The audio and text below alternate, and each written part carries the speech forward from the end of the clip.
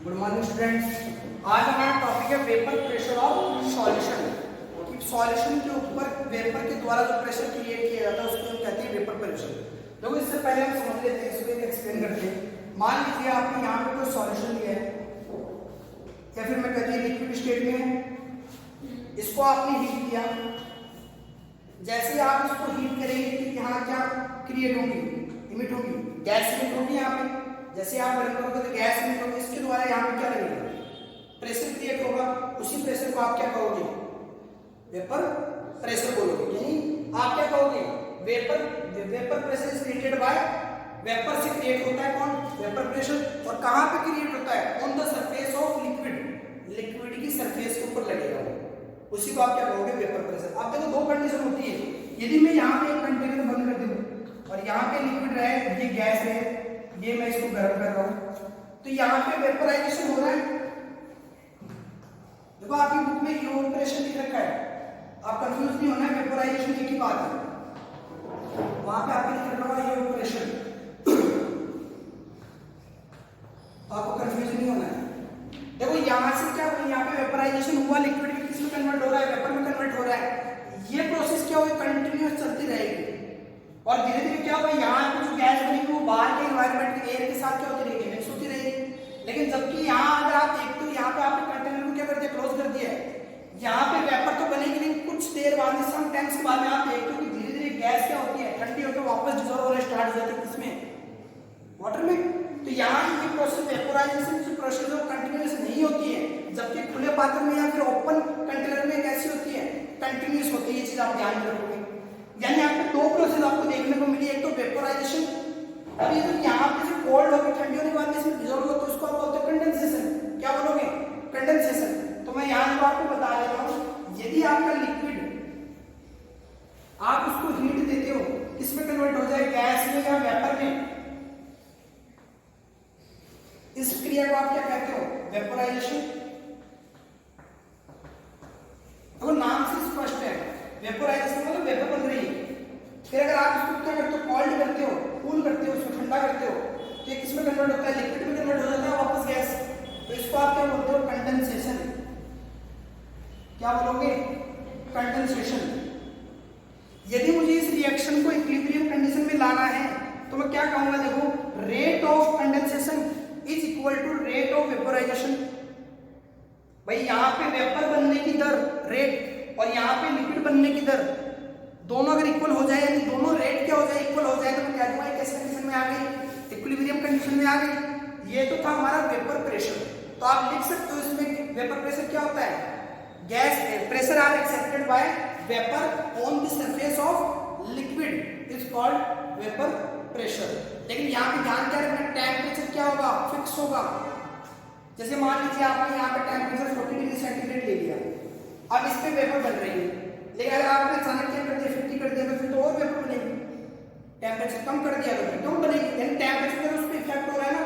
तो आप मेजर कहाँ करोगे, एक फिक्स टेम्परेचर पे लोगे। ऐसा नहीं कि अलग अलग टेम्परेचर पे आप देखोगे इसको, कि अलग अलग टेम्परेचर पे तो वहाँ वेपर जो प्रेशर होता है वो कैसा होता है, डिफरेंट होता है। इसलिए टेम्परेचर कैसा लेना है, एट कांस्टेंट टेम्परेचर पर आप क्या देखोगे, वेपर प्रेशर कैलकुलेट करोगे। आगे देखो आपका आता है फिर राउंड फ्लो, या उससे पहले मैं आपको बता देता हूँ फैक्टर अफेक्टिंग वेपर प्रेशर। देखो वैसे आपकी बुक में दो ही टॉपिक दे रखे हैं इसमें, वेपर प्रेशर की नेचर और टेम्परेचर। और मैं आपको हो सकता है तीन बता दूं, तो आप उसको देखो पहले फैक्टर अफेक्टिंग वेपर प्रेशर।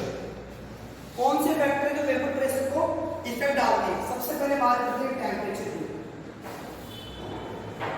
अगर मैं टेम्परेचर को बढ़ाता हूं, इंक्रीज करता हूं, टेम्परेचर को मैंने इंक्रीज किया तो क्या होगा, वेपर मोर क्वांटिटी में बनती जाएगी, और वेपर क्वांटिटी मोर क्वांटिटी में बनती जाएगी तो लिक्विड के ऊपर उनका प्रेशर भी क्या होगा, जैसे अगर वेपर ज्यादा बन रही है तो उसका प्रेशर भी क्या होगा, ज्यादा होगा। आप मान लो आपने 1 किलो का वेट अपने ऊपर रखा है, तो उसका मान लो 1 किलो का प्रेशर लग रहा है, फिर आपके यहाँ 2 किलो रखोगे तो 2 किलो का प्रेशर लगेगा।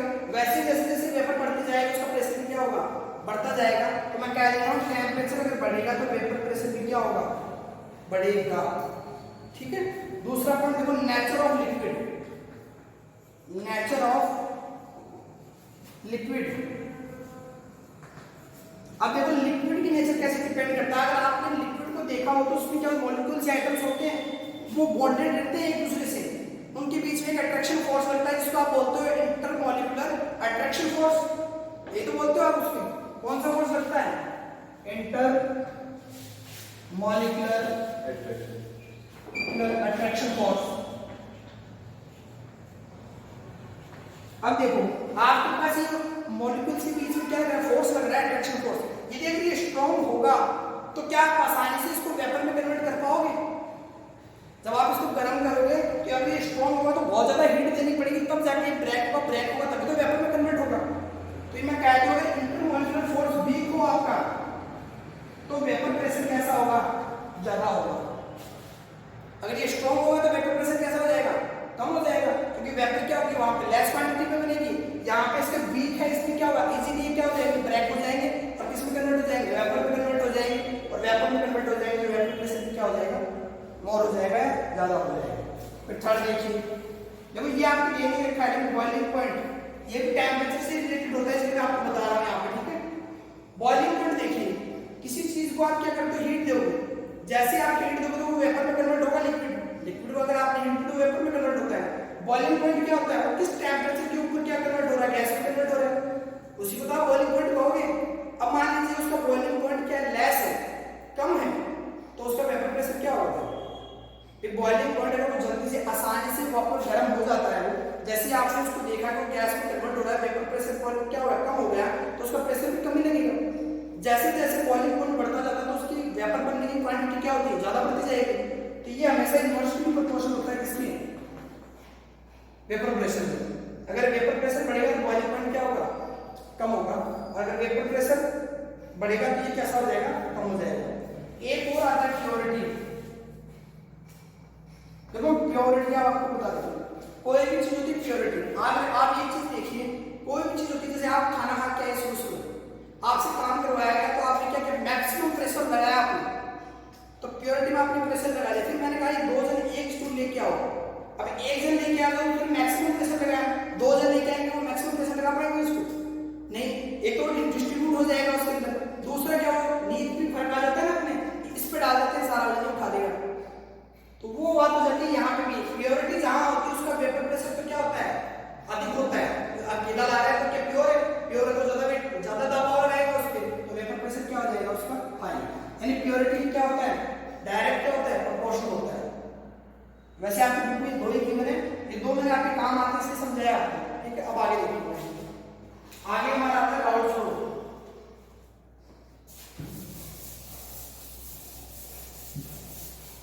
राउल्ट फ्लो, और ये इंपॉर्टेंट है, इसलिए इंपॉर्टेंट कर लेना। राउल्ट फ्लो, और ये इंपॉर्टेंट है।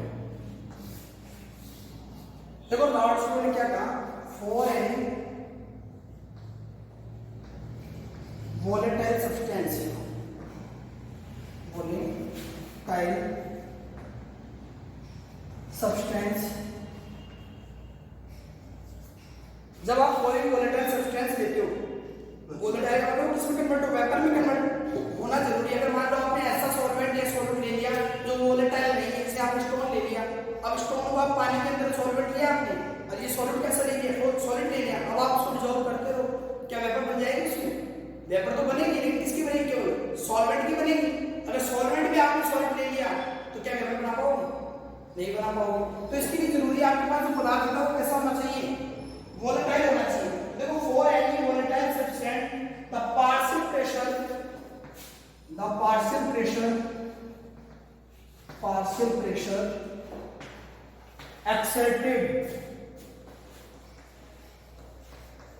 exerted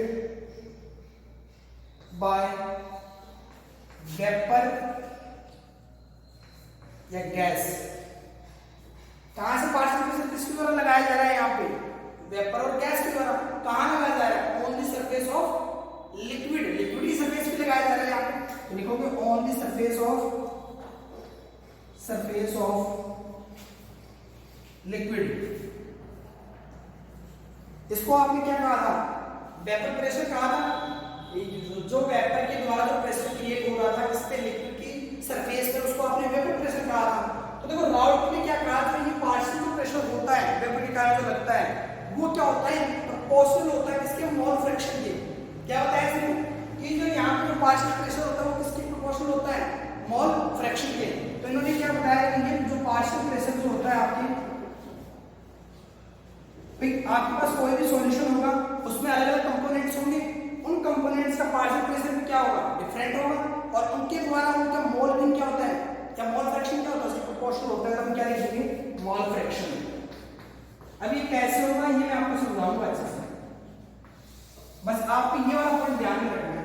जो पार्शियल प्रेशर होता है प्रत्येक यानी ईच कंपोनेंट का वो किसके प्रोपोर्शनल होता है, मोल फ्रैक्शन के कंपोनेंट होता है। जैसे आपको दे रखा है for any molecular substance the partial pressure concentrated vapour pressure और the pressure of liquid is directly proportional to, लिख सकते हो आप इसके आगे इज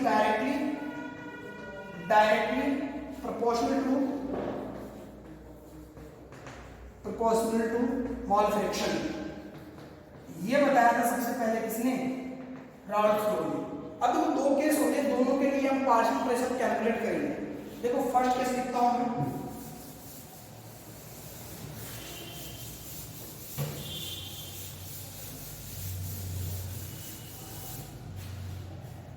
देखिए आपके पास केस फर्स्ट, आप सभी जानते हैं कि सॉल्यूशन अगर आप क्या करते हो, बनाते हो, तो उसके लिए आपको दो चीजें की रिक्वायरमेंट होती है, सॉलिड और सॉल्वेंट। तो मैंने यहां पे ले लिया सॉल्वेंट और ले लिया सॉल्वेंट, ये किसकी मैचिंग करेंगे, सॉल्यूशन। देखो फर्स्ट केस में क्या कहता है कि आपको सॉल्यूट कैसा लेना है, वोलेटाइल लेना है, और सॉल्वेंट भी कैसा लेना है, वोलेटाइल लेना है। दोनों कैसे होनी चाहिए, नेचर में वोलेटाइल होनी चाहिए। अब देखिए आपके पास, मैं आपको समझाता हूं, ये मेरे पास एक कंटेनर था, मैंने प्योर यहाँ पे ए के लिए ए को सॉल्यूट किया है, ठीक है, डिनोट कर रहा हूं ए से सॉल्यूट। ये कैसे मात्रा कैसा प्रेजेंट है, यहाँ पे प्योर है, यहाँ पे लिक्विड फॉर्म में था ये, अब इसमें गैस क्रिएट होगी, इसके द्वारा इसको क्या लगेगा, वेपर प्रेशर लगेगा, इसमें वास्तव में वेपर प्रेशर लगेगा। मैं मान लेता हूँ कितना लगा, P नॉट A। अब अगर आपसे पूछ लिया जाए इसके अंदर इसके मोल में कितने होंगे, मोल फ्रैक्शन कितने होंगे, x, ऐसे में मान लेता हूँ मैंने क्या लिया, सॉल्यूट लिया है, सॉल्वेंट लिया B, इसके द्वारा भी यही होगा कि लिक्विड रहेगा और इसमें गैस रहेगी, इसके द्वारा इसमें प्रेशर क्रिएट होगा। मान लेता हूँ क्या होगा, P नॉट B, और इसके मोल फ्रैक्शन क्या होंगे, XB। अब मैं इन दोनों को ऐड कर देता हूँ, क्या बना रहा हूँ मैं, सॉल्यूशन बना रहा हूँ। तो यहाँ पे देखिए आपके पास कुछ लिक्विड रहेगा, कुछ गैस रहेगी, इन किसके रहेंगे, A भी हो सकता है, B भी हो सकता है। तो आपने A ले लिया सॉल्वेंट, A ले लिया सॉल्वेंट। अब देखिए यहाँ पे इसके द्वारा इसमें प्रेशर क्रिएट होगा, उसको मैं लिख देता हूँ P टोटल, ठीक है। मैंने यहाँ पे लिखा PA प्लस PB। अब आप बोल सकते P टोटल, तो आप लेते P नॉट A और P not B। PA plus PB क्यों लिया आपने, ये दोनों का योग करके तो भी टोटल आ जाता हमारे पास। तो आप देखिए ये यहाँ पे शुद्ध अवस्था में था, इसने अपना मैक्सिमम प्रेशर लगाया था, और यहाँ पे ये अपनी प्योरिटी अवस्था में था, तो यहाँ पे क्या किया, इसने पूरा प्रेशर लगाया आपने। जब हम इसको मिक्स कर देते हैं तो इनके फिर क्या होता है, इनका प्रेशर डिस्ट्रीब्यूट हो जाता है इनका, तो ये प्रॉपर पूरा प्रेशर नहीं लगा पाते, तो इसलिए हमने यहाँ पे क्या लिखा, PA प्लस PB। अब देखो PA प्लस PB क्या था, आप मोल फ्रैक्शन को समझिए पहले उससे। मोल फ्रैक्शन का मतलब क्या होता है, मैंने बताया था, mole fraction XA plus XB is equal to 1 होता है। मान लो कोई भी आपके पास कोई भी वस्तु है, वो आपके पास एक है, मान लो आपके पास 1 लीटर विलियन है, 1 लीटर सॉल्यूशन आपके पास, उसमें किसी भी प्रकार का अगर दूसरा कोई चीज नहीं है, केवल वाटर है, तो आप क्या कहोगे, सर मेरे पास तो केवल B के मोल बिन है या मोल फ्रैक्शन है, जिसका मान कितना है, 1 है, तो आप x के बराबर क्या कर दोगे, 1 कर दोगे। यदि आपने केवल सॉल्यूट लिया है तो x के बराबर आप 1 कर दोगे, लेकिन आपने दोनों का सॉल्यूशन ले लिया। अब आप क्या कहोगे, सर जो मोल फ्रैक्शन वो क्या है, x से प्लस x के बराबर 1 है। तभी तो हमने कहा था कि जो मोल फ्रैक्शन x और x प्लस b का कितना होता है, इक्वल 1 के इक्वल होता है, यानी उसमें उसका हिस्सा कितना है, मोल फ्रैक्शन का मतलब क्या होता है, उसका पार्ट कितना है। तो यहाँ पे भी हम क्या देखेंगे, देखो PP और PA प्लस PB। अब यहाँ पे देखो, यहाँ पे जो PA जो क्रिएट होता है, मान लेता हूँ क्या करेगा, PA निकाल रहा हूँ, PA निकालने का मतलब क्या हो गया, यहाँ पे P not A pressure create कर सकता है ये, और इसका कितना हिस्सा यहाँ पे डिसॉल्व होगा, उसी के अकॉर्डिंग यहाँ पे करेगा, जितनी जितनी वेपर बनेगी उतना तो ये प्रेशर क्रिएट करेगा। तो हमारे पास एक इक्वेशन आ जाती है, PA नॉट XB, सॉरी निकालूंगा तो क्या जाएगा P naught B X B, ये आपने कैलकुलेट कर लिया। अब अगर आपको टोटल निकालना हो तो आप क्या करेंगे, पी का मान कितना है, P naught A X plus P naught B X B, ये आपकी इक्वेशन कौन सी आ गई, थर्ड। दो इक्वेशन तो आपके पास क्या आ गई, 1 और 2। बस आपको ये वाली इक्वेशन समझनी है। समझ रहे हो फिर कितना प्रेशर क्रिएट करेगा, पूरा का पूरा तो नहीं करेगा, उसका जितना मोल फ्रैक्शन होगा उतना ही क्रिएट करेगा, या फिर मैं कहूं जितने मोल करूं उसमें वेपर बन सकते हैं मोल फ्रैक्शन उसके पार्ट, वही क्या करेंगे प्रेशर क्रिएट करेंगे उसके पार्ट, ये प्रेशर निकाला, टोटल लिख दिया मैंने यहाँ पे। अब देखिए आप सभी जानते हैं X A plus X B क्या होता है, P naught at is equal to 1, जानते हो। यहां से अगर मैं यहाँ एक्स बी कैलकुलेट करता हूं तो एक्स बी क्या आ जाएगा 1 माइनस एक्स आएगा नहीं आएगा। अब देखिए मैं यहाँ की एक्स बी की वैल्यू यहाँ कर सकता हूँ, देखिए पी टोटल क्या आएगा, P naught A X A plus P naught B 1 minus X A, ऐसे लिख सकता हूँ उसको। मैंने क्या कर दिया, एक्स बी की वैल्यू पुट कर दी है यहाँ पे। अब देखिए इसको मैं सॉल्व करता हूँ, P naught B plus x A P naught B minus P naught B, ये कैसे आया वो देखिए आप पहले इसको मल्टीप्लाई करेंगे पी नॉट बी को 1 से, तो क्या आ जाएगा आपके पास पी नॉट बी, फिर आप करोगे पी नॉट बी को किससे मल्टीप्लाई करोगे एक्स से, तो क्या आएगा पी नॉट बी एक्स से, तो ये आपके पास क्या क्या आ गया पी नॉट बी, और एक क्या आ गया आपके पास पी नॉट बी और एक्स से, ये आ जाएगा आपके पास। अब यहाँ पे क्या था आपके पास, पी नॉट ए एक्स से था, पी नॉट ए एक्स से। अब अगर मैंने यहाँ से देखो ये एक्स से कॉमन ले लिया, देखो यहाँ पे कॉमन ले लिया मैंने, तो क्या बचा यहाँ पे पी नॉट बी, और यहाँ क्या बचा पी नॉट ए, बीच में माइनस का चिन्ह था P naught B minus P naught ए, और यहाँ पे क्या आ गया पी नॉट बी, जो यहाँ पर क्या कैलकुलेट किया था उससे कैलकुलेट किया मल्टीप्लाई करके, तो ये इसका आपने सॉल्व करके लिख दिया, ये इक्वेशन आ गई। अब जरूरी नहीं है कि आप यहाँ पे एक्स बी की ही वैल्यू पुट करो, आप एक्स ए की वैल्यू पुट कर सकते हो ना। यदि अगर आप एक्स ए की वैल्यू पुट करोगे तो क्या आ जाएगा, अभी आपने किसकी की एक्स बी की थी, एक्स की करोगे 1 माइनस एक्स बी। अब जहां पे एक्स लिखा था वहां पे क्या कर दोगे 1 माइनस एक्स बी लिख दोगे, फिर आप इसका सॉल्यूशन कर लोगे तो जस्ट इसका क्या आ जाएगा उल्टा आ जाएगा। मैं यहां लिख देता हूं कि टोटल क्या आएगा, अब पी नॉट बी की जगह क्या आ जाएगा पी नॉट ए प्लस एक्स की जगह क्या आ जाएगा एक्स बी, और यहां क्या आ जाएगा पी नॉट ए माइनस पी नॉट बी। इस प्रकार आप क्या कर लेते हो, इसका पार्शियल प्रेशर कैलकुलेट कर लेते हो, टोटल प्रेशर कैलकुलेट कर लेते हो। ये किसने बताया था, राउल्ट लो ने। लेकिन ये केस कैसा पड़ता, जब आपके पास कैसा मीडियम हो, वोलेटाइल मीडियम हो, उसमें जब वोलेटाइल सॉलिड हो उसके अंदर ऐसे मीडियम में लोगे आप, भाई सॉल्वेंट तो हमेशा वोलेटाइल ही रहेगा यहाँ पे, क्योंकि सॉल्वेंट क्या करोगे आप लिक्विड ही ले रहे हो, सॉल्यूशन बनाओगे तभी तो लिक्विड फॉर्म में आएगा। मैंने कहा था सॉल्वेंट और सॉल्यूशन का फेज एक ही रहता है, कहा था ना सॉल्यूशन में लिक्विड फॉर्म में, तो सॉल्वेंट क्या रहेगा लिक्विड फॉर्म में रहेगा, लेकिन ये चेंज हो सकता है सॉल्यूट। तो हम ये सॉल्यूट की दो कैटेगरी ले लिए, एक तो लिया वोलेटाइल, दूसरा हम कैसा लेंगे नॉन वोलेटाइल लेंगे। तो देखिए उससे पहले इसके ग्राफ को देख लेते हैं, ये तो आप कैलकुलेट कर लोगे जी। अब एक ग्राफ देखिए आप, इन्होंने कहा आउट में क्या किया, वेपर प्रेशर में और मॉल फ्रैक्शन में, मॉल फ्रैक्शन में इन्होंने क्या किया ग्राफ प्लॉट किया, ठीक है। इन्होंने कहा मान लीजिए एक कंडीशन पे x से बराबर 1 था, अब x से बराबर 1 का मतलब क्या हो गया, जो भी यहाँ पे प्रेजेंट है वो टोटल किसके मोल फ्रैक्शन प्रेजेंट है, केवल एक के, और जो प्रेशर क्रिएट हो रहा है वो केवल किसके कारण होगा, एक के कारण। यानी यहाँ पे हमने क्या ले रखा है सॉलिड ले रखा है केवल, तो सॉलिड के कारण क्या प्रेशर लगा था P नॉट ए, प्योरिटी मात्रा में अगर प्योर था सॉलिड आपका, उसमें क्या प्रेशर लगाया था P नॉट ए लगाया था। अब देखिए यहाँ पे इन्होंने कहा कि जैसे जैसे आप क्या करते हो फिर B मिलाते हो तो A की मात्रा कम होती जाती है, एक कंडीशन ऐसी आती है जहाँ पे x A की पार्ट कितनी हो जाती है 0 और x B क्या हो जाता है 1।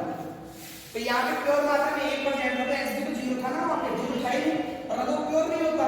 यहाँ पे हमने B ले लिया, यानी सॉल्वेंट लिया है हमने, तो सॉल्वेंट भी क्या करता है अपने प्रेशर क्रिएट करता है पार्शियली, अब वो हमेशा हम इसके ऊपर डिनोट करते हैं, क्यों, तो ध्यान में रखना जो यहाँ पे जो प्रेशर होता है, जो सॉल्वेंट के द्वारा जो पार्शियल प्रेशर लगाया जाता है वो थोड़ा बहुत क्या स्मॉल क्वांटिटी में मोर होता है किससे, सॉल्वेंट के पार्शियल प्रेशर से।